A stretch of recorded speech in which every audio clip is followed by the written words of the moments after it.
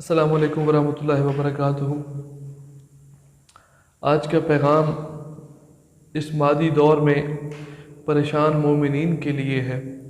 جو کہ حق کا پیغام لیے پھرتے ہیں اور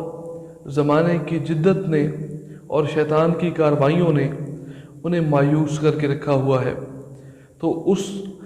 حالت کے بارے میں حضرت علامہ اقبال رحمۃ اللہ تعالی علیہ فرماتے ہیں کہ اگرچہ بت ہیں جماعت کی آستینوں میں، مجھے ہے حکم اذاں لا الہ الا اللہ، کہ اے بندہ مومن تو یہ نہ دیکھ کہ تیرے قول کا یا تیرے فعل کا سامنے والے پہ کیا اثر ہو رہا ہے، تو یہ دیکھ کہ جس کام کے لیے آیا ہے اور جس نے تجھے اس کام کے لیے مختص کیا ہے، کیا اس کے حکم پہ عمل جاری ہے یا تو اس کے حکم سے پھر چکا ہے۔ تو مخلوق کی شہرت کے لیے نیک اعمال کی ترغیب نہ دلا، بلکہ یہ دیکھ کہ جس نے تجھے